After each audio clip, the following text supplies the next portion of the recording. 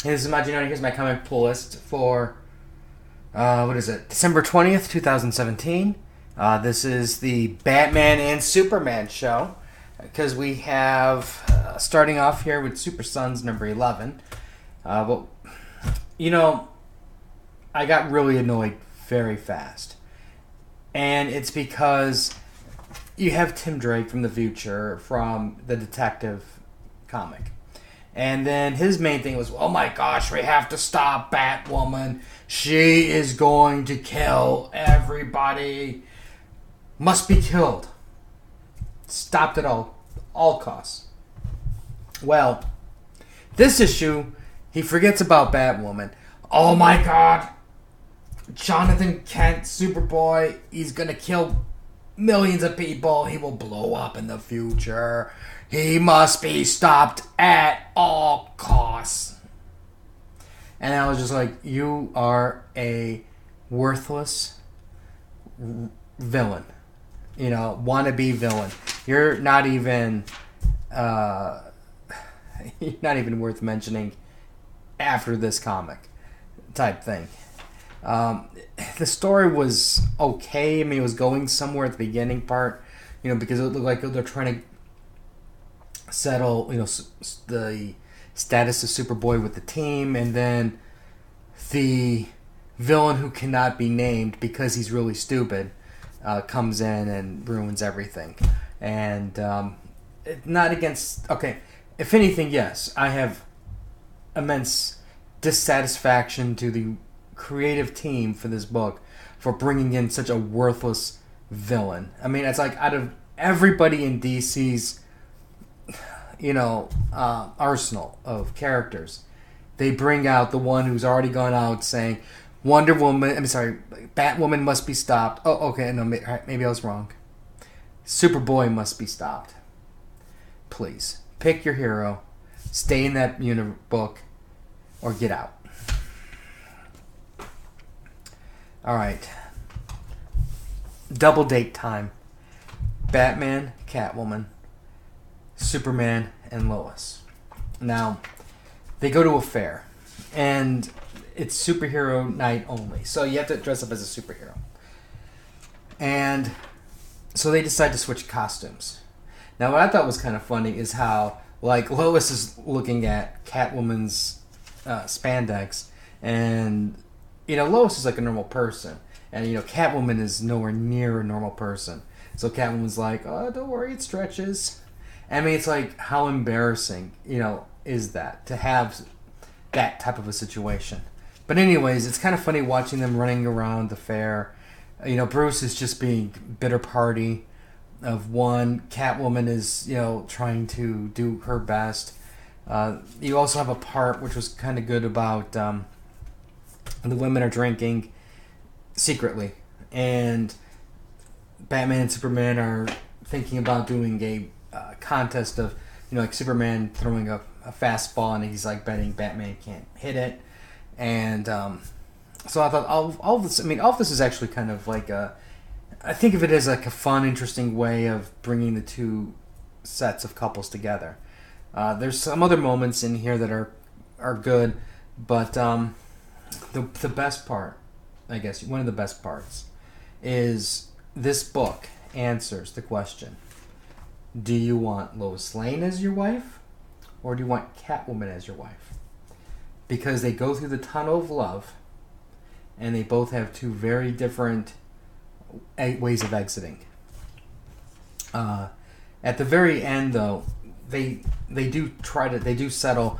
Can Superman pitch a fastball past Bruce Wayne? And they like I said, they do answer it, and part of me wishes that what they did was Superman pitches the ball, and then that's it. You know, it ends. Let that be a mystery. You know, you didn't have to necessarily answer that question, and then I think, if anything, it would have raised debate online. You know, people would have talked about it in the forums. You know, friends would have been talking about it. It would have been something that, like I said, would generate interest. Now it's more like, yeah, blah blah blah.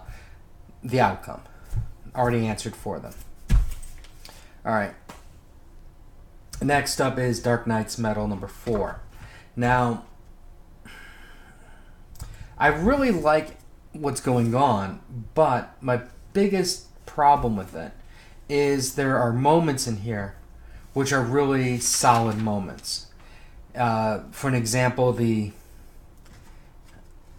part here was funny, but with, like, for an example, the Deathstroke and Aquaman, there's a part where Wonder Woman is Dr. Fate and Black Adam shows up, and they're in those individual moments, they settle things really fast. It's, like, basically a page, and it's that section is done. And I think that unfortunately is a crime, because there's so many little sections in here which deserve its own story. And I mean, as much as I hate miniseries and stuff like that, spin-offs, I mean, there's parts in here which, if they just tightly focused, maybe 1 or 2 issues, they would, just focused on that specific scene type thing or that scenario, I think the readers would have a much more enjoyable story versus getting like, okay, yeah, he's beat. Just like that, beat. No fight, nothing. And, on one hand, it kind of cheapens the hero because how easily they're beaten, and then it makes it almost unbelievable that they're able to beat the villain type thing. Overall, I understand it's just nitpicking, but, that's what I think. It's there's a lot of undeveloped storylines which could be amazing. Overall, though, the ending is kind of like a big, like, impact type ending, game-changing story-wise ending. So that part was interesting.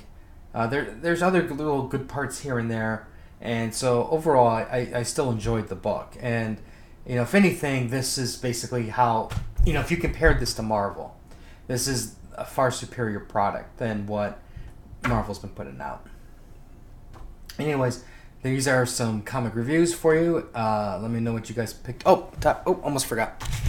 Gosh darn it. I picked up the Saga of Tanya the Evil. This is an amazing story. There's a businessman. He is disgruntled, and God decides to play with him, and he teleports this person into this world where it's World War II, and he is a little girl, and the world is basically at war, and people have magic powers. I mean, don't think of Harry Potter type thing. They can fly on like a broomstick like thing. They're not all broomsticks, but that's just the analogy. And they use their spells for shields and weapons. And he's really pissed because his mind is still in he still remembers who he is. And he knows that God fucked with him. And he's stuck in this world. He's stuck at a war. He's stuck killing. He's stuck fighting. And he knows he can die. And his only purpose in life is to kill God now. And the anime was fantastic. And this is the first volume of the visual novel. So I'm really, really looking forward to reading this book. I can't wait. I can't wait to get all of them, because this was like a special book. I mean, a special anime. But anyways, that's what I picked up. Let me know what you guys picked up, what you guys liked, didn't like. We'll have more stuff later. I'll review this when I finally finish it. And until next time.